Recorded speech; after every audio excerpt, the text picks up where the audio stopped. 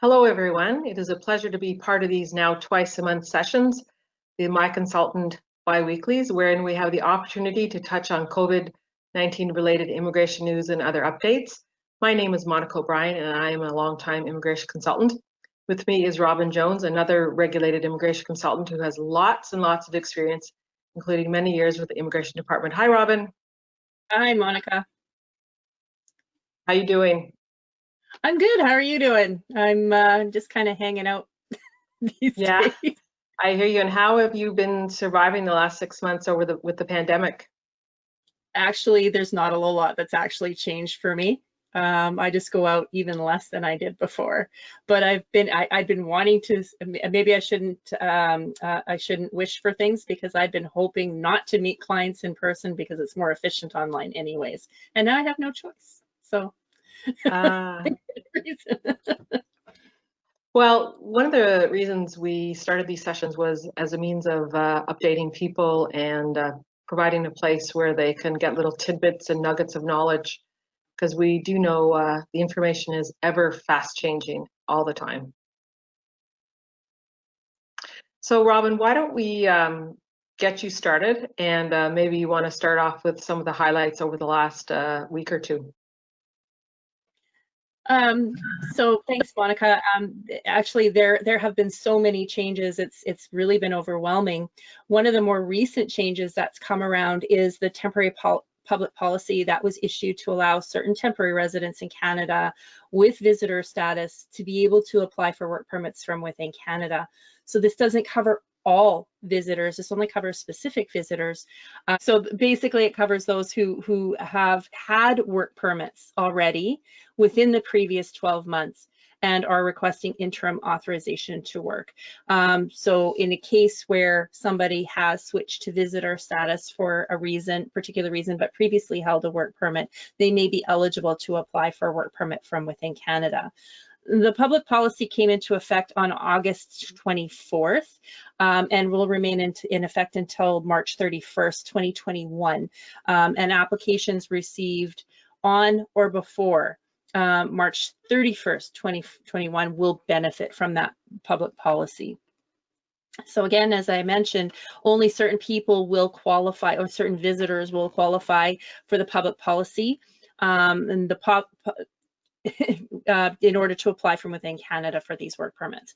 The public policy will permit eligible foreign nationals with valid temporary resident status. That's an important thing. They have to already have valid status as visitors to apply for job offer supported work permits from inside Canada. So not open work permits, just employer specific work permits.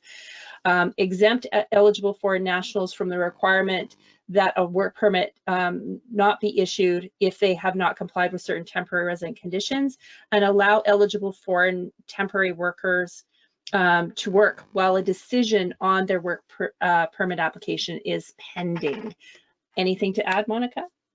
Yeah, sure I do. And I know that's a bit of a mouthful. I mean, and part of that was we were just really rereading some of the policy.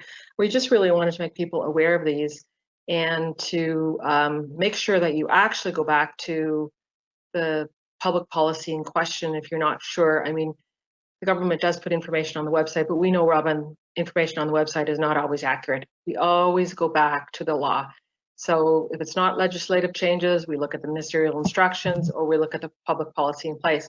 In this instance, the government has put in a really necessary policy in place for many visitors who were just stuck, because we all have clients who are visitors here who normally would apply from outside Canada, get their document and then flagpole, but in this instance they're stuck because the CBSA is not really promoting flagpoling, although we hear that some ports are doing a little bit more about it, but I really wouldn't recommend any clients at this stage to flagpole.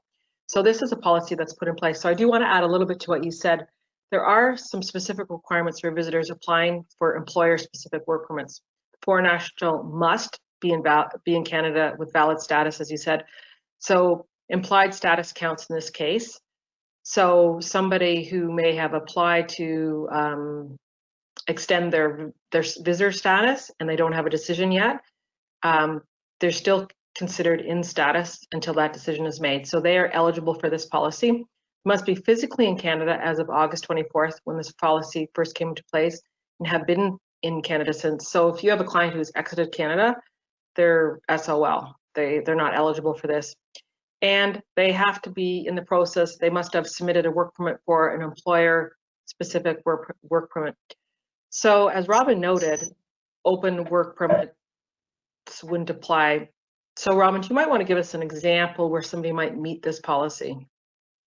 So one of the situations that we were seeing pre-COVID was really where we have a visitor in Canada, and whether that was they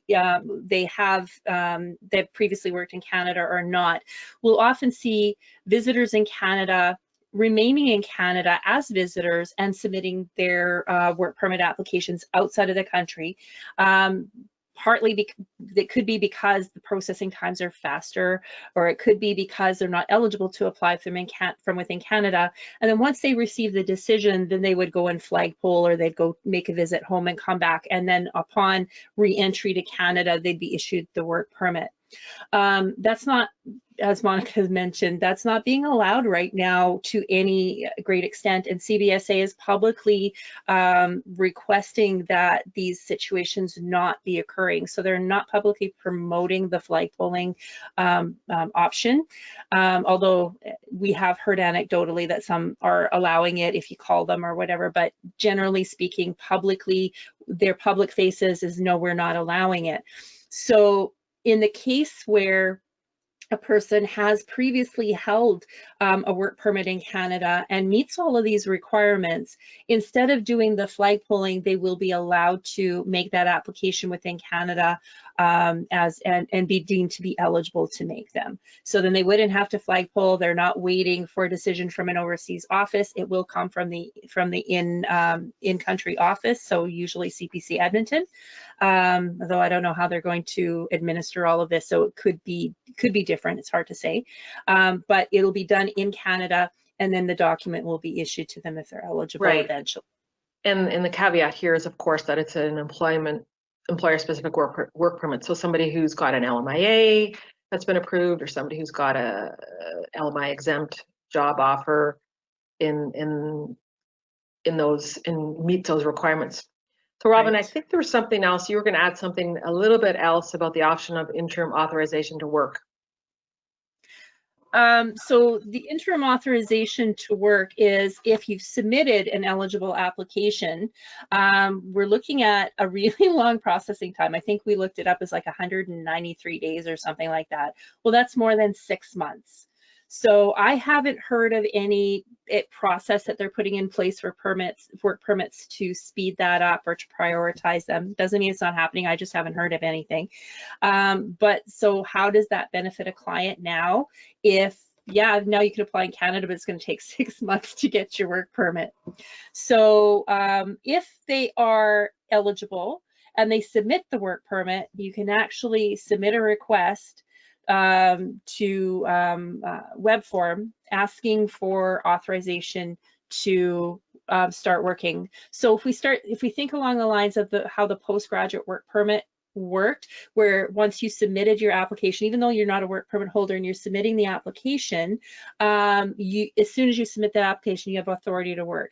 In this case, the trigger is to contact IRCC and ask for the permission. So once they get that to you, once they say, yes, you're okay to go, you can actually start working legally, even though you don't have the work permit. Yeah, so that might be, let's say, somebody who is here on an IEC work permit and they've reverted to visitor and they've had an LMIA approved in the meantime while they're as a visitor. They would be, and they've subsequently applied for a new work permit that, as we know, was taking 92 days. That would be a perfect example to fall under this interim work permit authorization. And again, the caveat is they must have held visitor status since October 24th and have been in Canada since then. They must have held a valid permit in the preceding 12 months, even though they might be now a visitor. And yes, for people out there, we do have some notes in front of us. They must intended to work for the specific employer. So if in our example here, the IEC work permit guy had an open work permit. That expired, and he went to visitor, and now his employer has applied for an LMIA. He has it. He's applied for the work permit, but it's taking 6 months. In the meantime, he can apply for this interim, and as long as he intends to work for the specified employer and occupation noted on the LMIA, and as long as he's applied for that work permit, he can simply put an interim request through the web form, and then he can work until a decision is made.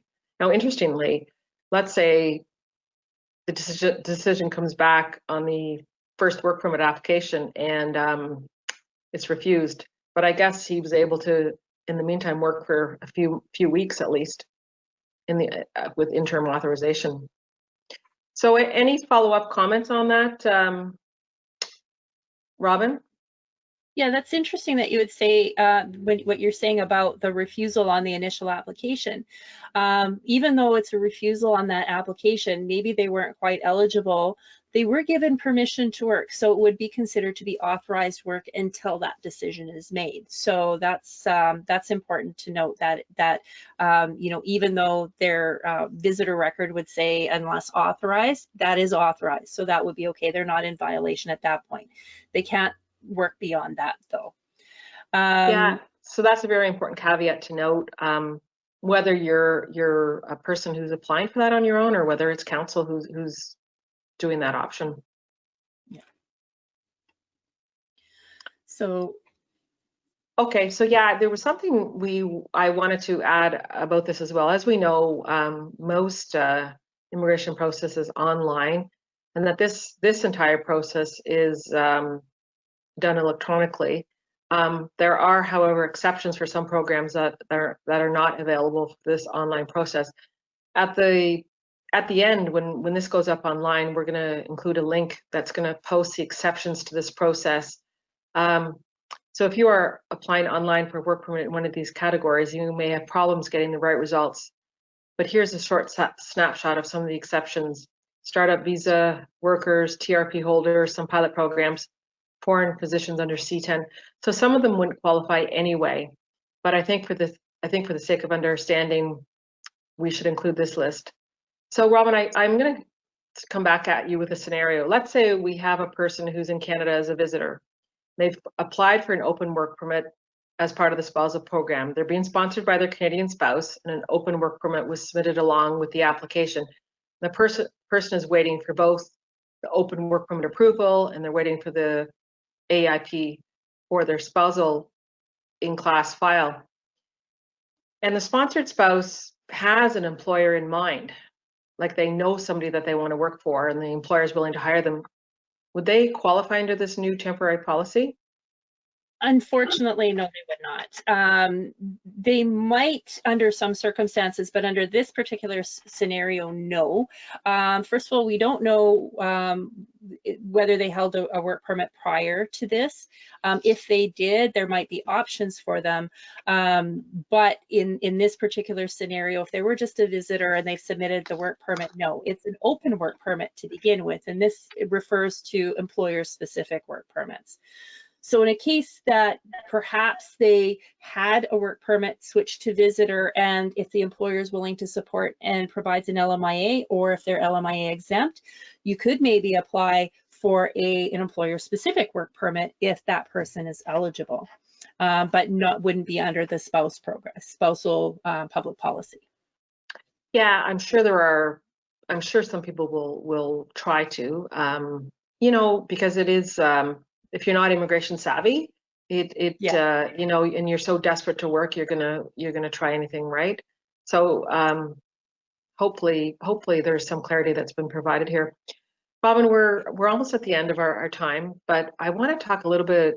I want to circle back to how we opened up our session today. There's so much information out there, from the COVID-19 updates to changes in law to ministerial instructions to express entry draws to updates for P&Ps. I'm going to ask you how you personally stay on top of it. Like, do you take 15 minutes at the start of each day and look at links or news sites? I'm just going to talk a little bit about how I do it and then get your idea. You Sure. subscribe to various Twitter feeds or email alerts. I know for me, it's kind of a work in progress. I try to take 10 or 15 minutes each day. I kind of scan news sources and different sites. I do subscribe on social media to a lot of the various departments, and often they'll say, oh, there's a new change or update. Um, and of course, I take the time and I watch our colleagues who put together these sessions, and I always glean at least one useful tidbit from somewhere, some every day. And of course, it's important to keep connected with colleagues. So how do you do it? Okay, so my experience the first week that we got hit with all the COVID changes was I tried to keep up with everything. I was probably spending 8 hours a day, including weekends, just trying to work out a way of managing the changes. And I'm not going to lie, I was so exhausted. I slept for days after that first weekend, realized this was not manageable. But then I went back to just thinking about what immigration was. Immigration is constant change anyways. And I go back to what I know about immigration, and that is that you cannot possibly know everything that there is to know about immigration. So what I ended up doing is choosing to look at what clients I had immediately. And focusing on what changes were applicable to them and keeping up on those changes for those clients.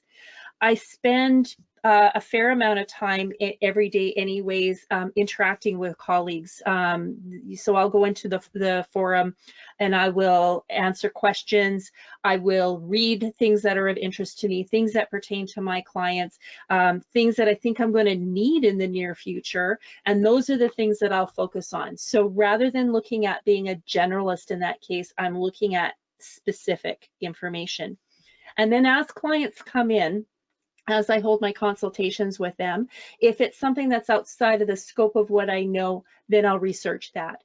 That's been a lot more manageable, I'm going to be honest, because, and so I don't always have the answer as quickly to my fingertips as I used to, but we're looking at a huge amount of change, even well beyond what anything immigration has ever experienced before, at least since the early 90s. So even the implementation of IRPA wasn't as intensive. It was quite similar to the old act with a few significant changes. So it wasn't even as significant as some of the changes we're seeing now. So really what we want to do is try to focus on what we need to know, and then whatever we have time for after that, or whatever we have to learn beyond that, is where we should focus. That's what's working for me.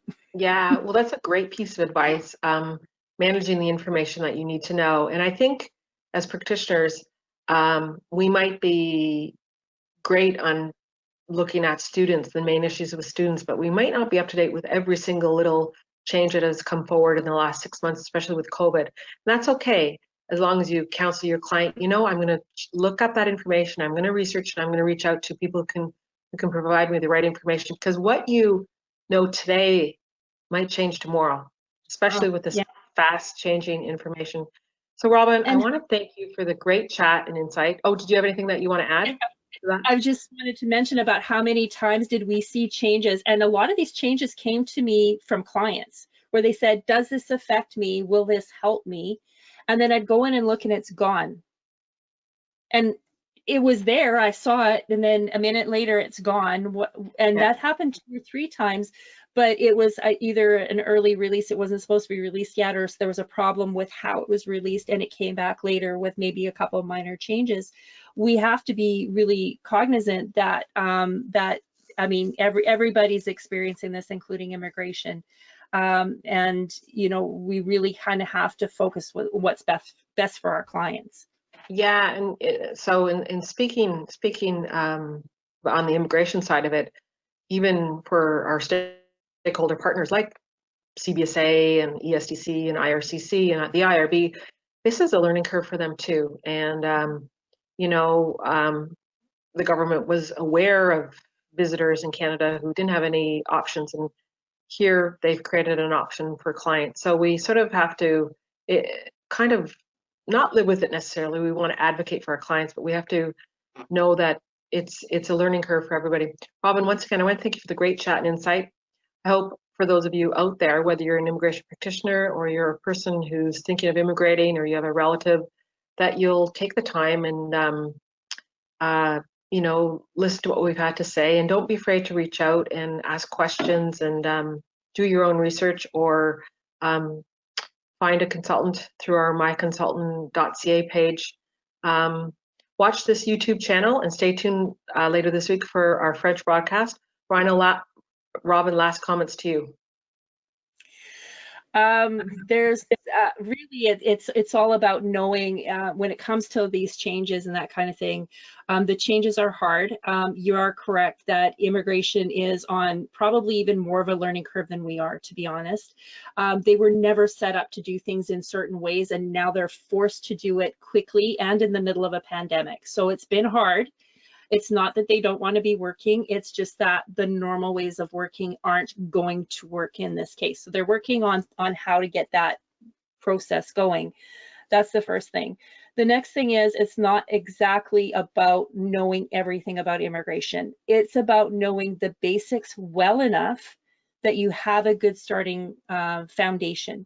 And from there, knowing where to find the answers. And this is where people get confused, where they don't necessarily understand how the process works, because they don't understand that concept. Change is so huge in this industry, and it always has been. And now this is like next level.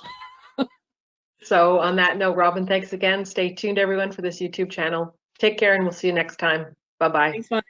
Bye. My pleasure.